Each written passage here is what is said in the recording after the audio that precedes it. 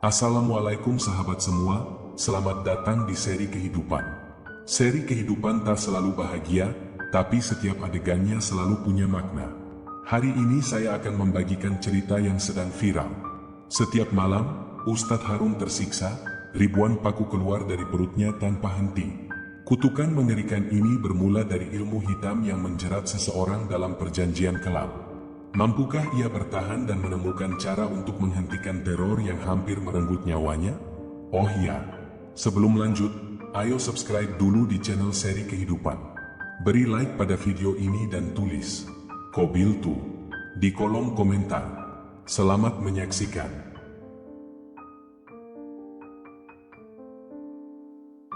Malam itu, langit gresik tampak gelap. Angin bertiup dingin, menggoyangkan dedaunan di pekarangan rumah Ustadz Harun. Di dalam kamar, tubuhnya terguncang hebat. Napasnya tersengal, keringat dingin membanjiri wajahnya. Rasa nyeri yang tak tertahankan mencengkeram perutnya. Ia meringis, menekan pusarnya yang terasa seperti ditusuk-tusuk dari dalam.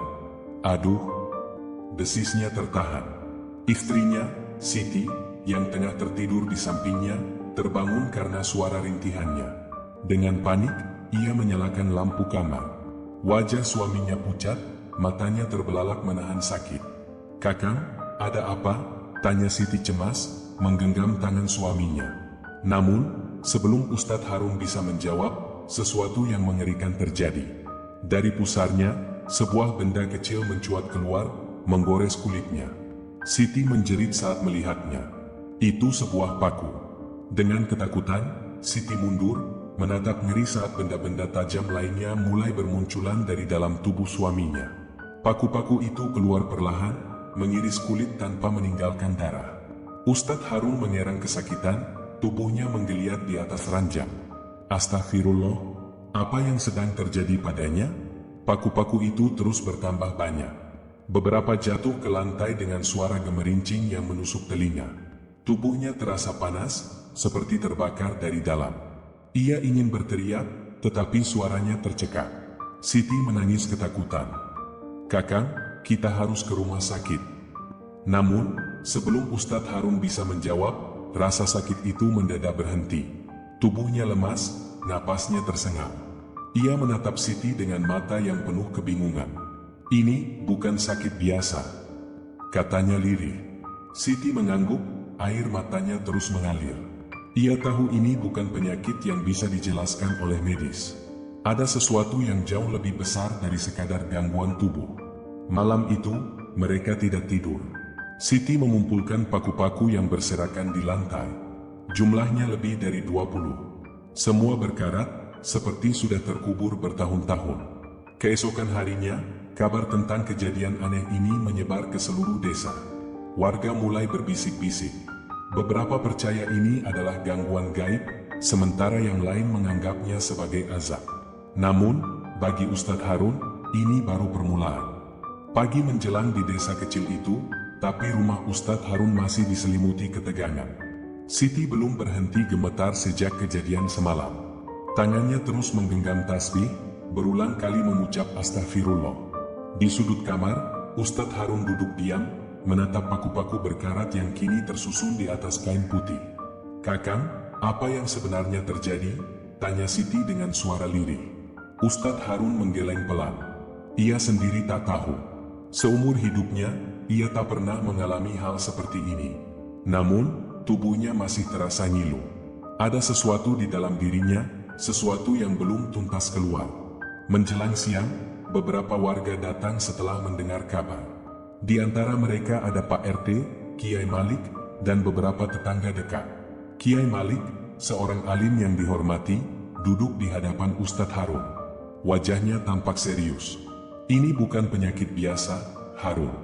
Aku khawatir ini adalah gangguan dari sesuatu yang tak kasat mata," ucapnya hati-hati. Ustadz Harun menarik napas dalam. Ia sudah menduga hal ini. Sebagai seorang ustadz, ia sering menghadapi berbagai kasus gangguan gaib di desa. Namun, tak pernah sekalipun ia menjadi korban. "Kiai, apa ini bisa disembuhkan?" tanya Siti, suaranya bergetar. Kiai Malik mengangguk pelan. "Insya Allah bisa. Tapi kita harus mencari tahu siapa yang mengirimkan ini. Tiba-tiba, Ustadz Harun merasakan perutnya kembali berdenyut sakit.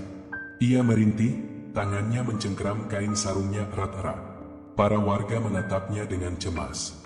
Dan saat itu juga, cerak, suara mengerikan terdengar dari dalam perutnya.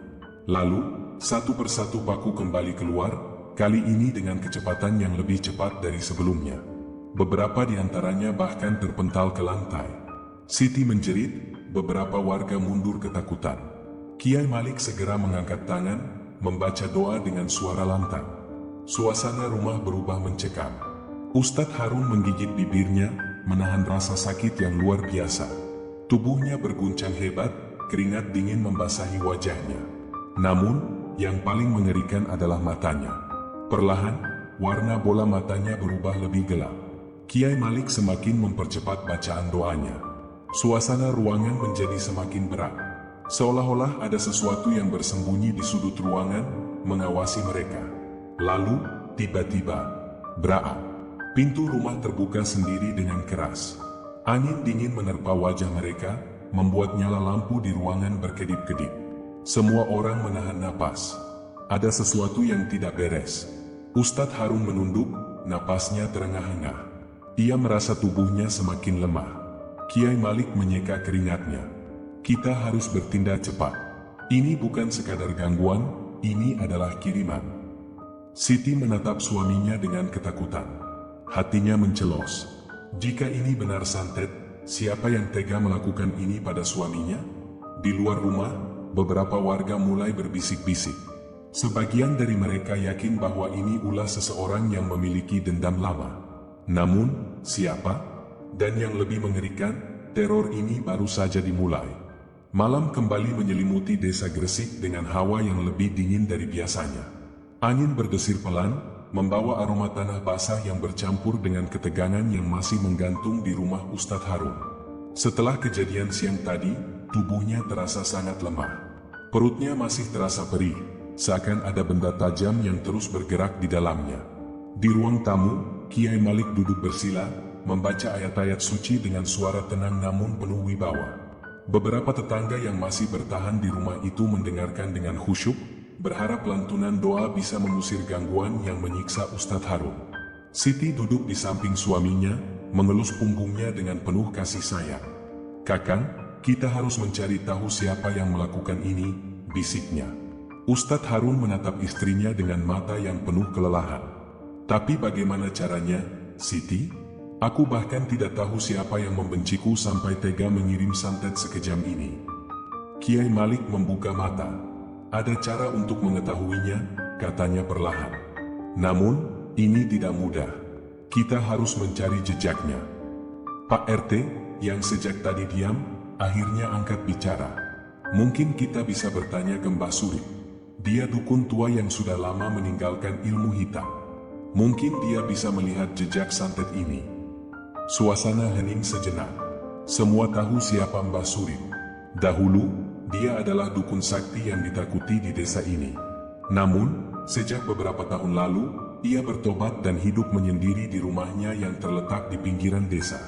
Ustadz Harun mengangguk lemah. "Kalau ini satu-satunya cara, kita harus mencobanya." Mencari jawaban. Malam itu juga, mereka berangkat ke rumah Mbah Surip. Rumah itu kecil, dindingnya dari anyaman bambu yang mulai lapuk dimakan usia.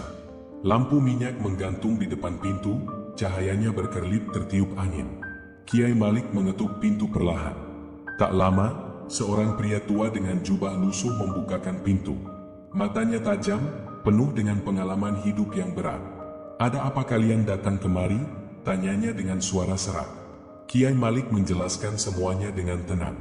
Mbah Surip mendengarkan tanpa menyela, matanya sesekali menatap Ustadz Harun dengan sorot yang sulit diartikan. Setelah beberapa saat, Mbah Surip menghela napas panjang. "Santet ini bukan sembarangan. Ini adalah santet paku, salah satu ilmu hitam paling kejam. Siapapun yang mengirim ini, dia benar-benar menginginkan kematianmu, Harun." Jantung Ustadz Harun berdegup kencang. Siti menutup mulutnya, menahan isak. "Mbah, apakah ada cara untuk mengetahui siapa pelakunya?" tanya Pak RT. Mbah Surip terdiam sejenak. Lalu, dengan suara rendah, ia berkata, "Ada. Tapi aku butuh sesuatu darinya. Sesuatu yang keluar dari tubuhnya." Kiai Malik mengeluarkan kain putih yang berisi paku-paku berkarat yang telah keluar dari tubuh Ustadz Harun. "Apakah ini cukup?" Mbah Surip mengangguk. Ia mengambil kain itu dengan hati-hati, lalu berjalan menuju ruangan belakang. Beberapa saat kemudian, suara gemerincing terdengar, disusul dengan bau dupa yang menyengat. Semua orang menunggu dengan tegang. Lalu, tiba-tiba, "Aku melihatnya." Suara Mbah Surip terdengar pelan, tapi penuh kepastian. Semua mata tertuju padanya. Ada seseorang yang memiliki dendam lama, seseorang yang ingin kau mati, Harun. Dada Ustadz Harun berdegup lebih cepat. "Siapa?" Mbah Surip menutup matanya, seolah melihat sesuatu dalam pikirannya. Lalu, ia berkata dengan nada berat, "Orang itu adalah seseorang yang pernah kau sakiti di masa lalu." Suasana semakin mencekam. Siapa orang itu? Dan seberapa besar kebenciannya hingga tega mengirim santet mematikan ini? Udara di dalam rumah Mbah Surip terasa semakin berat. Asap dupa yang mengepul membuat suasana makin mencekam. Ustadz Harun menatap lelaki tua itu dengan sorot mata penuh tanya. Jantungnya berdegup kencang, dadanya terasa sesak.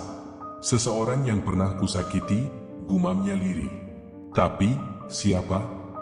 Mbah Surip membuka matanya perlahan. Pandangannya menerawang, seperti masih menangkap sisa-sisa bayangan yang tadi dilihatnya. "Orang ini menyimpan dendam bertahun-tahun, Harun.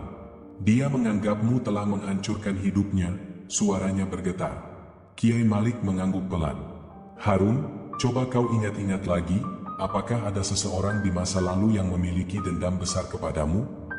Ustadz Harun berusaha mengingat. Masa lalunya sebelum menjadi ustadz memang tak sepenuhnya bersih. Ia pernah menjadi pemuda yang keras kepala, mudah tersulut emosi. Tapi, siapa yang bisa tega melakukan hal sekeji ini padanya? Siti memegang tangan suaminya erat. "Kakang, tolong ingat baik-baik," suaranya bergetar menahan cemas. Tiba-tiba, sebuah ingatan muncul dalam benak Ustadz Harun. Sebuah peristiwa yang sudah lama ia kubur dalam-dalam. Ingatan yang terpendam. 15 tahun yang lalu, Harun masih seorang pemuda yang baru pulang dari pesantren. Ia memiliki semangat besar untuk mengajarkan ilmu agama di desanya. Namun, di saat yang sama, ada seseorang yang sering menentang ajarannya. Orang itu adalah Warno, seorang pria yang dulunya dikenal sebagai dukun santet paling ditakuti di Gresik. Warno memiliki banyak pengikut dan sering menerima pesanan untuk mencelakai orang lain dengan ilmu hitamnya. Harun, yang saat itu masih muda dan penuh semangat, menentang keras praktik ilmu hitam yang dilakukan Warno. Ia berusaha menyadarkan masyarakat bahwa santet adalah jalan yang sesat. Sampai akhirnya, terjadi sebuah kejadian yang mengubah segalanya. Suatu malam, Harun bersama beberapa pemuda masjid mendatangi gubuk Warno dan menegurnya secara langsung. Mereka menuntut agar Warno berhenti mengamalkan ilmu hitamnya. Namun, Warno menolak dengan keras. Perdebatan panas terjadi, dan tanpa sadar, Harun yang terbakar emosi mendorong tubuh Warno hingga jatuh ke tanah. Tak ada yang menyangka, kepalanya terbentur batu besar di belakangnya. Warno terkapar dengan darah mengalir dari pelipisnya. Setelah kejadian itu, Warno menghilang.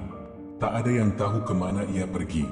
Ada yang mengatakan ia meninggal di tempat, ada juga yang percaya bahwa ia melarikan diri ke hutan dan mengasingkan diri.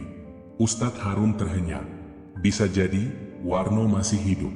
Dan mungkin, dendamnya belum padam. Ia menatap Kiai Malik dengan wajah pucat. "Kiai, jika benar ini ulah Warno, maka kita dalam bahaya besar. Warno bukan dukun biasa, dia memiliki ilmu hitam yang sangat kuat." Pak RT menghela napas panjang. "Kalau memang dia pelakunya, bagaimana cara kita menghentikannya?" Mbah Surip yang sejak tadi diam, tiba-tiba berbicara. "Ada satu cara, tapi ini berbahaya." Semua orang menoleh kepadanya. "Kita harus menemukan tempatnya bersembunyi, dan menghentikan santet ini dari sumbernya." Ustadz Harun menelan ludah. Ia tahu, ini bukan perkara mudah. Jika benar Warno masih hidup dan menjadi dalang dari semua ini, maka nyawa mereka semua dalam ancaman. Dan pertanyaan yang lebih menakutkan adalah, apa yang akan terjadi jika mereka gagal menghentikannya? Malam itu, udara Gresik terasa lebih dingin dari biasanya. Angin bertiup kencang, membawa aroma tanah basah yang bercampur dengan sesuatu yang sulit dijelaskan, sesuatu yang menyerupai bau kemenyan. Ustadz Harun, meskipun tubuhnya masih lemah, berdiri tegap di tengah rumahnya. Wajahnya penuh tekad. Kita harus menemukan Warno sebelum terlambat, ucapnya tegas. Kiai Malik mengangguk. Mbah Surip, apakah kau tahu di mana kemungkinan tempatnya bersembunyi? Mbah Surip menghela napas panjang. Ada satu tempat, hutan Alaswatu, di luar desa. Konon, Warno dulu sering pergi ke sana untuk bertapa. Jika benar dia masih hidup, kemungkinan besar dia ada di sana. Mendengar nama itu, suasana menjadi semakin mencekam. Alaswatu adalah hutan yang terkenal angker. Banyak orang yang masuk ke dalamnya, tapi tak pernah kembali. Kita tidak punya pilihan lain, ujar Pak RT. Jika kita membiarkan ini berlarut-larut, Harun bisa mati. Dan mungkin, bukan hanya dia yang menjadi korban. Malam itu juga, mereka bersiap. Ustadz Harun, Kiai Malik, Pak RT, dan beberapa pemuda desa membawa obor serta perlengkapan seadanya. Mbah Surip ikut bersama mereka, meskipun usianya sudah tua.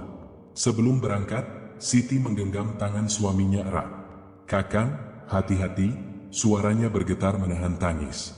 Ustadz Harun tersenyum tipis, berusaha meyakinkan istrinya. "Insya Allah, aku akan kembali." Lalu, mereka pun berangkat, memasuki kegelapan. Hutan Alaswatu menyambut mereka dengan sunyi yang mencekam.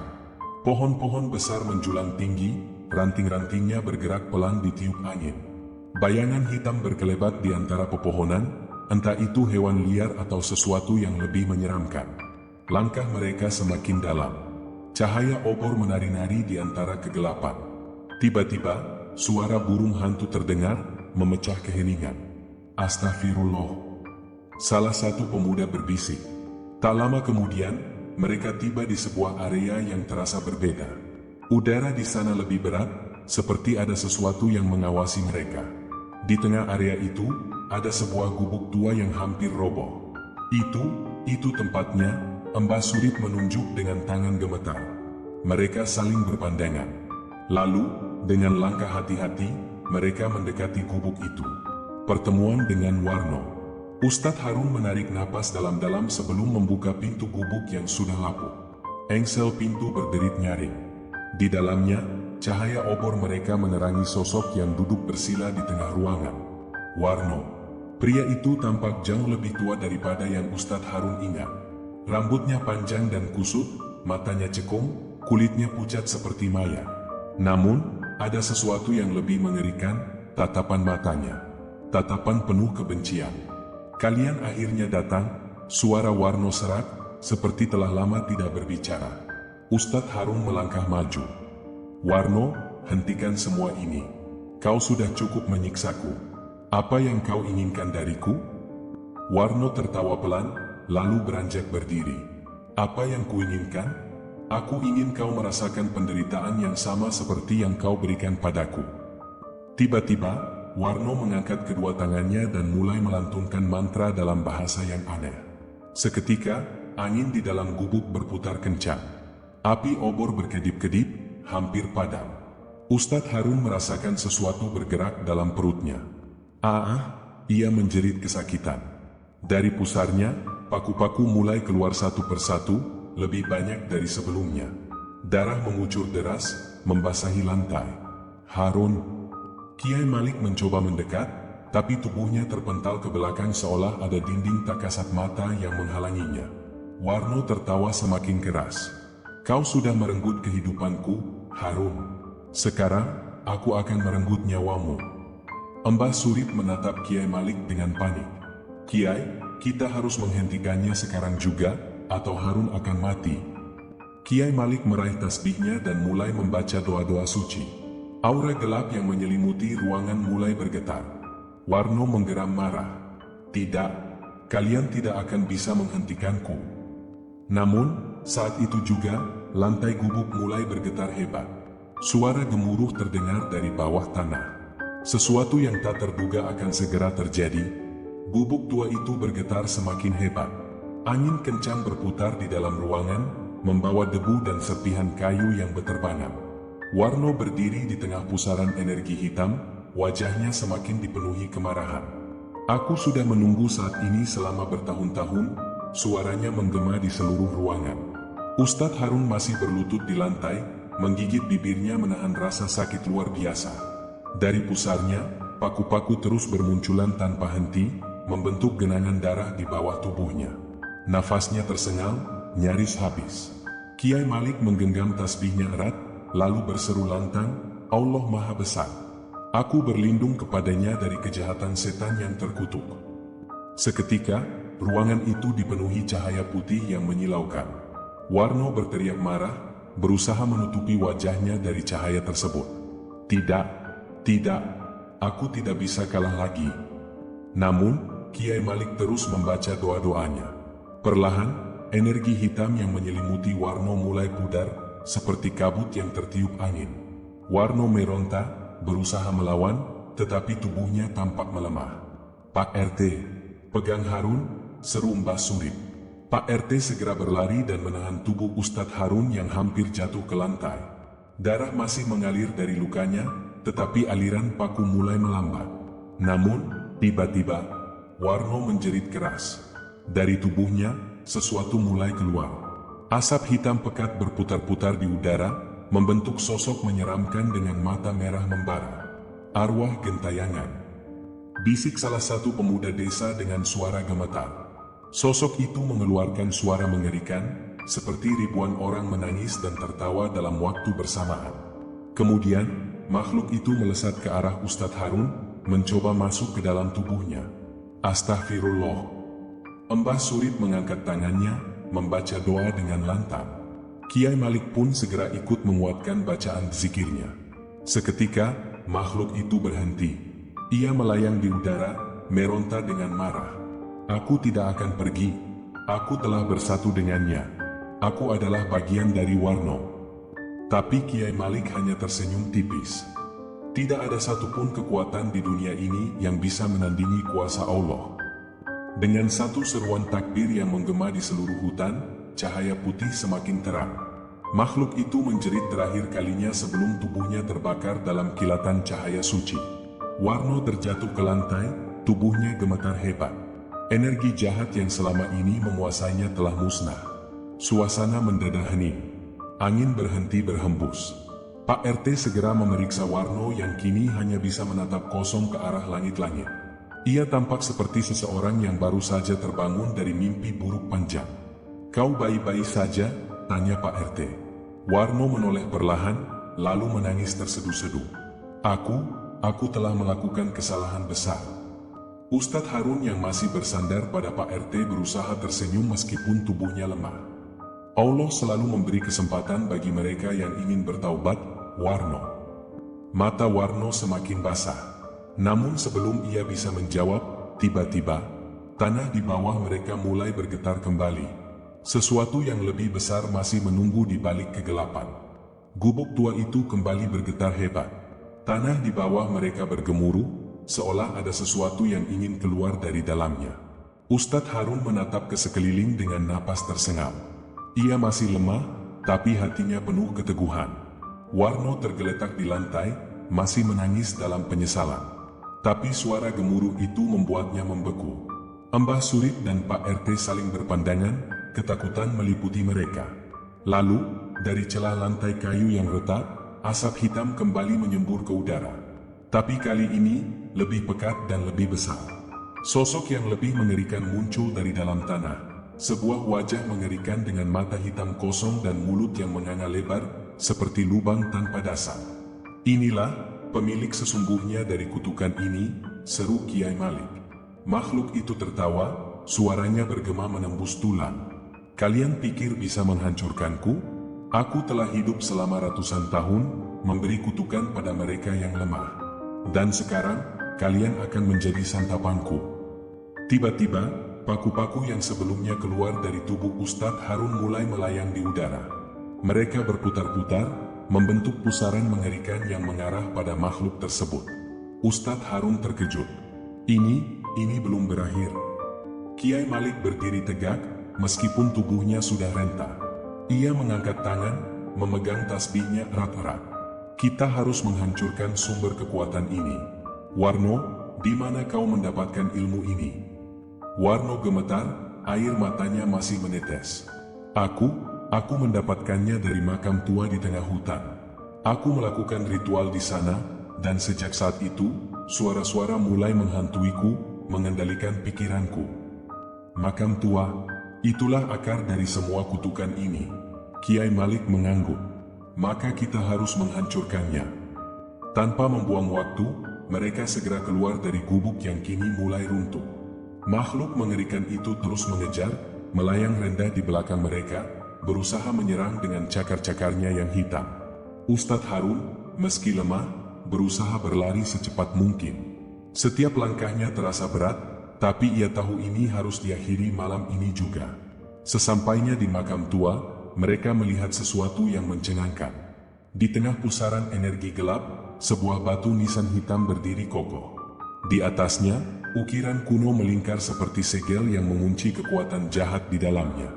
Mbah Surip langsung menyadari apa yang harus dilakukan. Kita harus menghancurkan batu ini. Pak RT mengambil linggis yang ia bawa dan mengayunkannya sekuat tenaga. Batu itu retak sedikit, tapi belum cukup untuk menghancurkannya. Tiba-tiba, makhluk hitam itu muncul di belakang mereka, mengeluarkan jeritan yang menggema di seluruh hutan. Dengan cepat, ia menyerang Warno. Warno terlempar ke tanah, tubuhnya kembali diselimuti kabut hitam. Matanya berubah menjadi merah. Ia berteriak kesakitan. Tidak, aku tidak mau lagi. Lepaskan aku. Kiai Malik segera membaca doa dengan suara yang lebih lantang, tangannya terangkat ke langit. Dengan izin Allah, kutukan ini akan dihancurkan. Ustadz Harun, meskipun hampir kehilangan kesadarannya, merangkak mendekati batu nisan itu. Dengan tangan gemetar, ia menekan ukiran kuno tersebut. Astagfirullah, semoga ini mengakhiri semuanya. Tiba-tiba, cahaya putih yang sangat terang meledak dari dalam batu nisan. Makhluk hitam itu menjerit kesakitan. Asap pekat keluar dari tubuh Warno dan membubung ke langit, berputar-putar sebelum akhirnya menghilang dalam angin. Batu nisan itu akhirnya pecah berkeping-keping. Sunyi. Angin yang tadinya berputar-putar kini berhenti. Udara terasa lebih ringan, tidak lagi menyesakkan seperti sebelumnya. Warno tergeletak di tanah, tubuhnya kembali normal.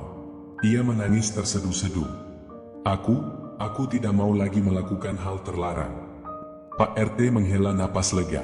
Sudah selesai, semuanya sudah selesai. Kiai Malik menatap ke langit. Bintang-bintang mulai terlihat kembali, langit yang tadinya gelap kini tampak lebih jernih. Ustadz Harun masih terbaring di tanah, tubuhnya penuh luka. Tapi paku-paku itu tidak lagi keluar dari perutnya. Ia tersenyum, meski lelah. Subhanallah, kutukan ini telah diangkat. Mbah Surip membantu Ustadz Harun berdiri. Dengan tubuh yang masih lemah, ia berjalan perlahan meninggalkan makam tua itu. Warno ikut berdiri, masih merasa bersalah, tapi kini matanya lebih tenang. Malam itu, kutukan yang telah menghantui desa selama bertahun-tahun akhirnya berakhir. Namun, jauh di dalam tanah, sesuatu masih tertidur. Untuk saat ini, hikmah dari kisah ini, setiap perbuatan memiliki konsekuensi.